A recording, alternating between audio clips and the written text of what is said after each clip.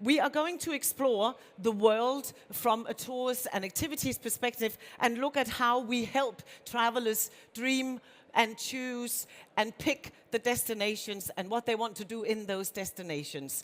And I'm your host, Charlotte Lamb-Davies, with management consultancy A Bright Approach. I'm delighted to be back to host this track for a 7th time. And for those who are not familiar with Douglas Quimby of Arrival, please put your hand up. Well, I'm delighted because I knew that most of you would be very familiar with Douglas. He is, of course, back with us again this year to actually do the opening keynote, and we are very delighted to have him back. For those who are new to Douglas Quimby, he is CEO of Arrival, which is the leading research authority on travel experiences. And he is going to be giving us a keynote which is drawing on Arrival's latest research, and I believe this is an exclusive to ITB, Douglas. Is that right? Of course, always, he says, which is why he always gets invited back. And he's really going to talk to us about the forces that are driving the change in the industry, but also look at the opportunities that they bring.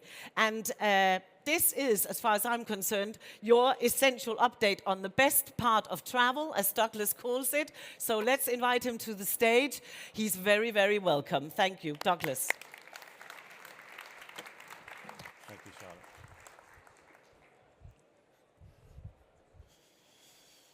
Good morning. Welcome to the best part of ITB. I'm not actually talking about me. I am American, but I'm not quite that American. I'm actually talking about travel experiences. So this is how we at Arrival think about experiences. 3 key categories, so tours, activities, and attractions, and several kind of key subcategories. But actually, this industry is so diverse, it's so fragmented. So here it just gives you a sense of the extraordinary diversity and just this unbelievable world of possibilities, of experiences that are a part of the travel experiences sector. But I don't like to think of it as just like an industry or a market or a business. I want to go just a little bit deeper. So what are travel experiences? So it is walking tours that take you deeply into the history of a city. It's tour guides who take their jobs very seriously or not so seriously. It's all of those iconic attractions that drive millions and millions of tourists, maybe in some cases too many tourists, to a particular destination. It's also those outdoor adventures and experiences that etch like a memory, right, that just stays with you for the rest of your life.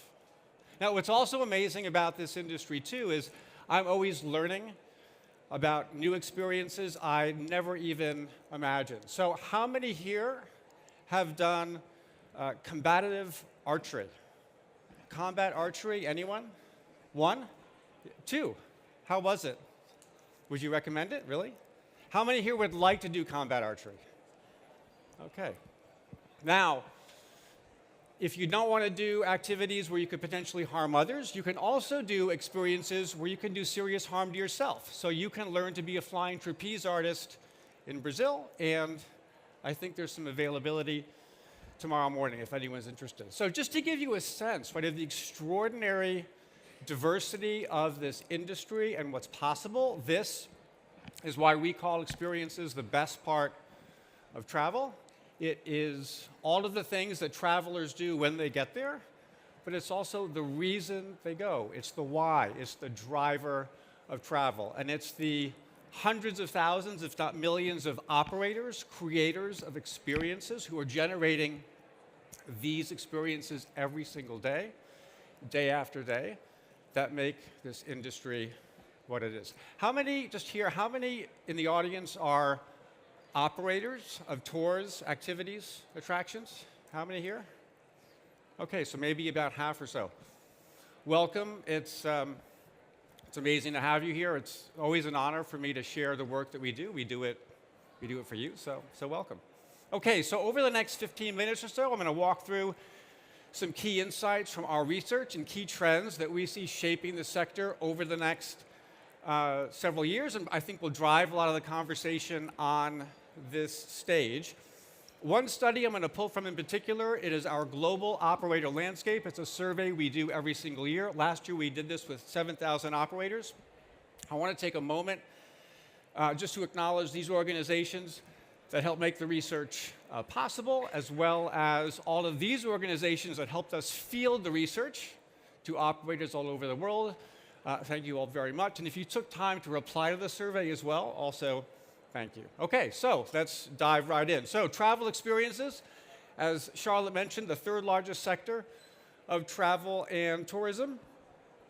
It has been growing and recovering very nicely. As of last year, it is fully recovered from a revenue basis from the pandemic, not so much from a bookings basis, and this is where we begin to see the impact of inflation. And we are forecasting kind of growth this year, tariffs and trade wars and so forth notwithstanding. So I would say, check back right on this figure, but we are expecting growth. Now, let's look at the travel experiences traveler and see kind of where they are, who are they, what's going on, what are they booking, what are they looking for, how are they booking. We're going to pull this mostly from our US traveler survey. We also do this for Europe as well. We see the themes are generally similar. So here is spend growth over the last couple of years. This is total trip spend, just so we can see how nicely spend is increased coming out of the pandemic. But in 2024, we saw spend start to slow down and pull back a little bit. We also saw for the first time last year, travelers did fewer experiences on trips for the first time coming out of the pandemic. So we start to see the impact of inflation, and we're kind of getting back to normal a bit after the recovery from the pandemic. And we also see travelers spending a bit less on experiences as well. So price sensitivity has really come back to be a significant issue last year. We will see this continue in 2025. However, although growth has decelerated, we still expect experiences to be the fastest growing sector within travel. Demand overall for experiences exceeds the rest of travel. This is a really positive signal for our industry.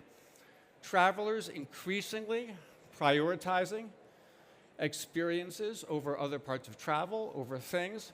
Increasingly, they are spending more on experiences. The booking window is growing. So this is a great signal for experiences, great for all of us, but also really important for the rest of travel, for travel agencies, for destinations, all of those other organizations that are involved in the travel planning process. Increasingly, travelers placing a greater priority on experiences increasingly have an influence on where they decide to go. 2 out of 3 Gen Z and millennial travelers say it's experiences that are driving the destination decision.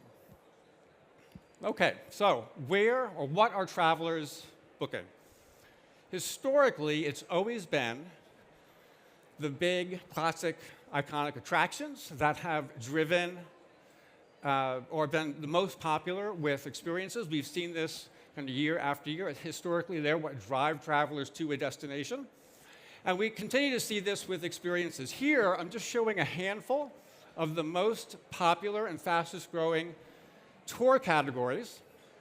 And it's not surprising, so sightseeing is the most popular, followed by active outdoor adventure, special interest tours. I see it's cut off there a little bit, but special interest tours.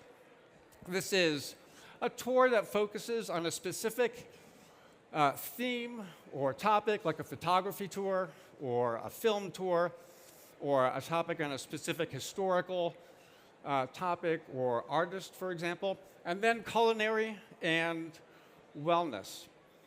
Now, I'm also going to break this out, though, by age, and we see some really interesting changes. So actually, for sightseeing, it's older travelers that are continuing to drive interest in that category. It's important for younger travelers as well, but we see actually for the other categories, active, adventure, special interest or thematic tours, culinary and wellness, really being driven by younger travelers. To me, this is really profound. This is a really significant generational shift that's underway in what travelers are looking for around experiences as we think about the future of our sector. So increasingly, travelers, it's not just enough to see or to hear.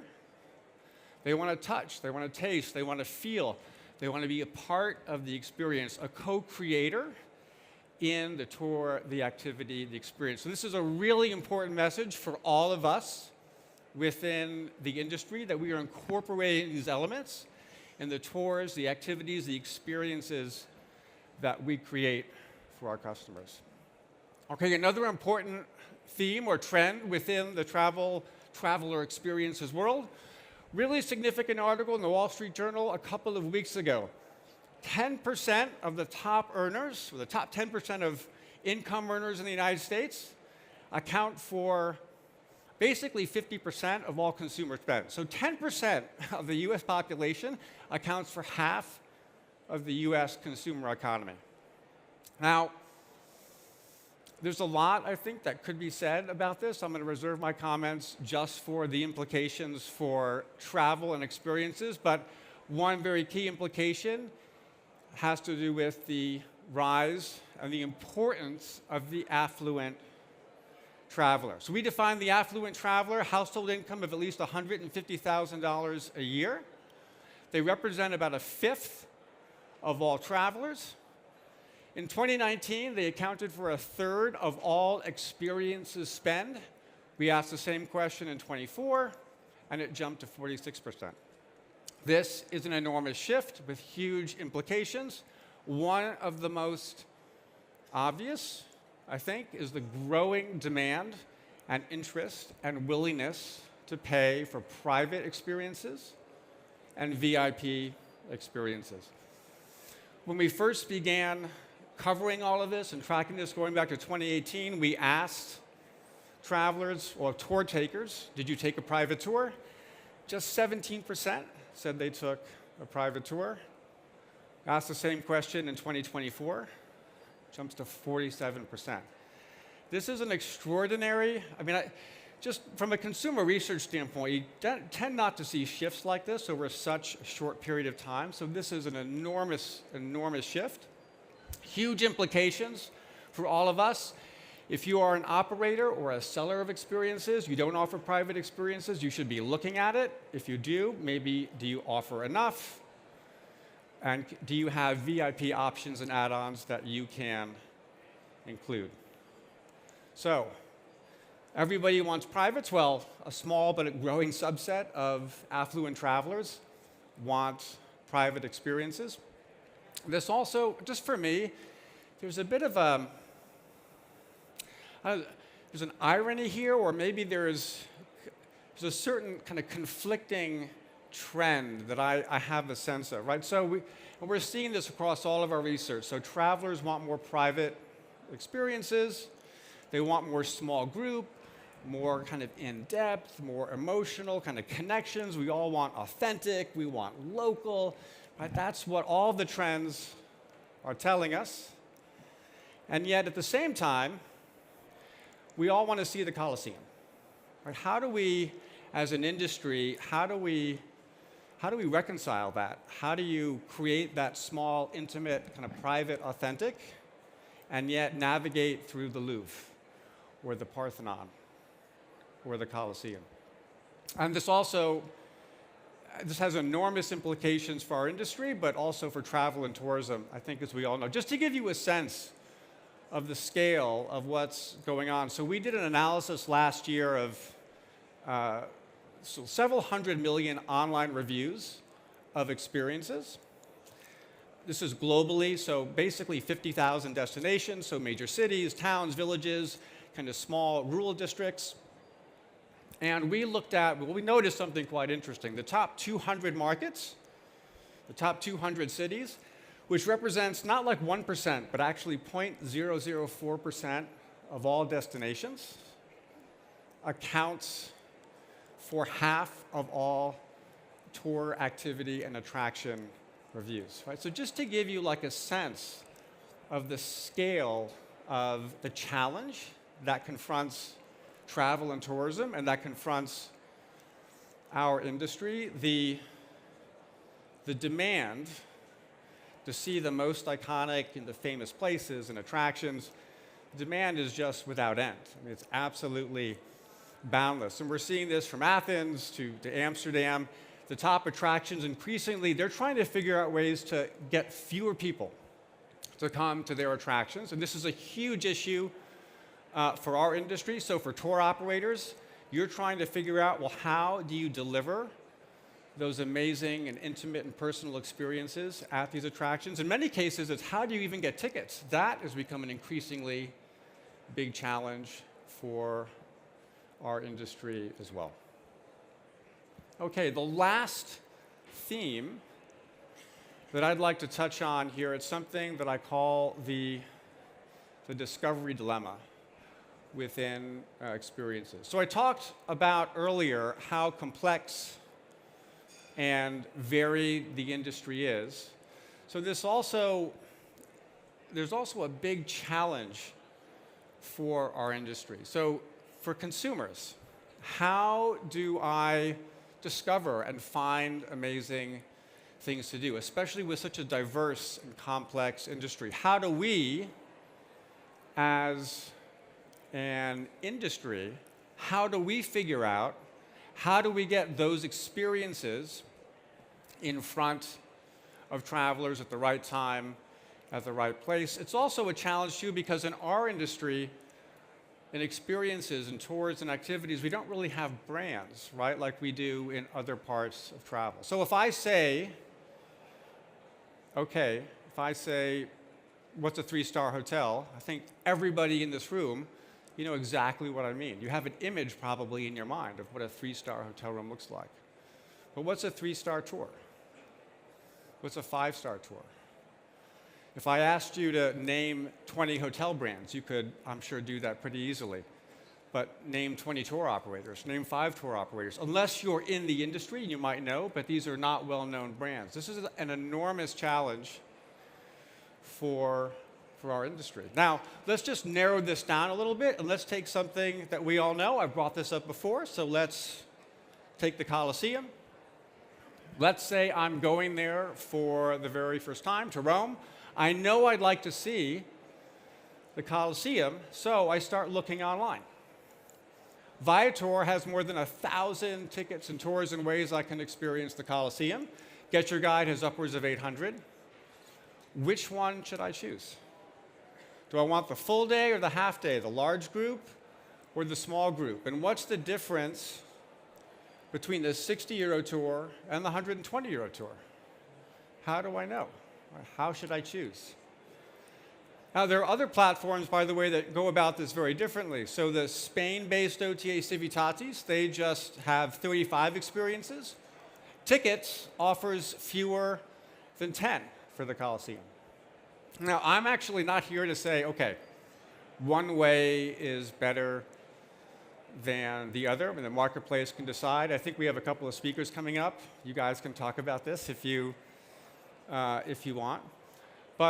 And in fact, I think the marketplace is telling us in general, because the online travel agency channel within experiences, far and away the fastest growing channel in our industry and will be for the foreseeable future. But when I think about some of these challenges across our industry, and I also think about the fact that online penetration, so the share of all bookings that are made online within our industry, are just well behind the rest of travel. And here we are in 2025. It makes me think that there are so many amazing, right? Really interesting challenges, right? And problems to solve within this industry, and so many opportunities as well. So this is absolutely the best time to be in travel experiences, in tours, activities, and attractions. So this is just kind of a fraction of what kind of we do at Arrival. We have a lot more at Arrival.travel. Thank you all, very much, especially to those operators who are here and listening. Thank you very much for being here, and to Charlotte and to ITB for having this stage and for focusing on travel experiences. Thank you. You are the best part of travel. Let's give Douglas a very, very warm hand. What a way to set the scene. I see we still have time for a couple of questions. Yeah. So I'll definitely dive in with one. We haven't, you didn't, I mean, there was so much wonderful stuff there, but we didn't quite talk about AI, and we need to talk about this everywhere. No, what we need to do we is... really? It's not being talked about enough? Okay. No, but I just want your voice in here in terms of the impact that emerging technologies like AI and virtual reality and such things have on the tours and activities sector. What are you picking up? What are you hoping for, maybe? Well, there are certain obvious opportunities and applications. So just like the last issue that I talked about, so the discovery issue, that's purely very much a technical issue, right? It's processing data, it's trying to interpret traveler intent and marry demand to supply in a much smarter way. And there's still a lot of problems there to be solved. AI applications there, I mean, there's some obvious opportunities. But there's something very, very distinct about this industry, right? So we're not selling a product, right? We're not selling a commodity. Fundamentally, and for operators, what are you selling? It's, it's a moment, it's an interaction with people. I know that when I'm on a tour, I'm not just listening, but I'm reading the emotion off the guide's face. I'm having a fundamentally human experience, and I believe that's what makes the experiences sector of travel actually exceptionally insulated from some of the potential impacts that AI can have on other industries. The really big applications that we're seeing happen already today is operators deploying AI within kind of the back of the house.